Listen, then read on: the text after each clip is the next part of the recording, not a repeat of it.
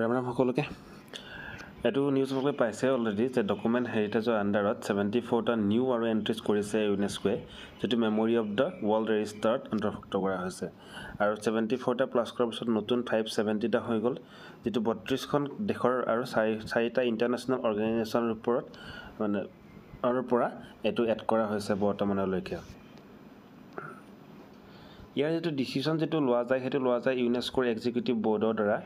আৰু এটো নমিনেট কৰাৰ পিছত সিলেক্ট কৰি কিনে ইন্টাৰনেশ্যনেল এডভাইজৰী কমিটি যে নমিনেশন দিয়ে তাৰ পৰা সিলেক্ট কৰি কিনে ইউনেস্কোৰ যেটো এক্সিকিউটিভ বৰ্ড আছে তেখেতসকলে এটো সিলেক্ট কৰে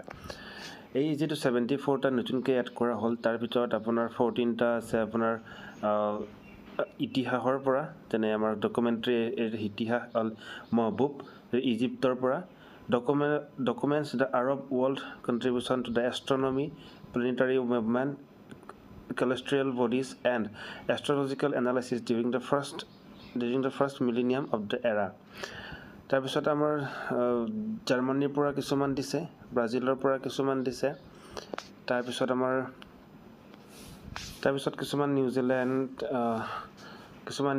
আৰু কিছুমান ইণ্ডোনেছিয়া নেদাৰলেণ্ডছ এবিলাকৰ পৰা লগতে আমাৰ ইন্টাৰনেশ্যনেল যিবিলাক অৰ্গেনাইজেশ্যনৰ কিছুমান যেনে আমাৰ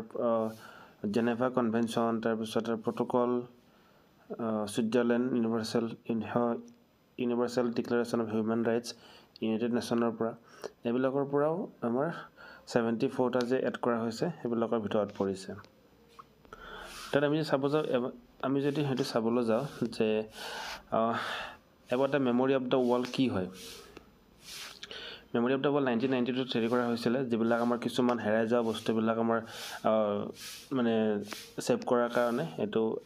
বনোৱা হৈছিল আৰু এই 74টা ভিতৰত আমাৰ ভগৱত গীতা আৰু নাট্যশাস্ত্ৰ এই দুটা বস্তু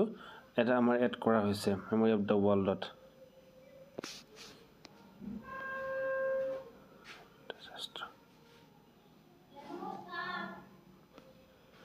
the manuscript of the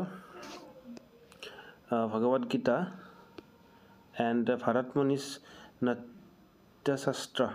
among the 74 world new documentary heritage collection added to UNESCO Memory of the World Register তাতে আমাৰ অন্তৰ্ভুক্ত কৰা হৈছে এটো কলৱে যে 1992 চনত আমাৰ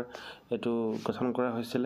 আৰু এবিলাক manuscript oral tradition audio visual materials library achievement important historical documents এবিলাক আমাৰ এড কৰি কিনে এই বিভাগটো বনোৱা হৈছে আমাৰ মেমৰি অফ দ্য ৱৰ্ল্ড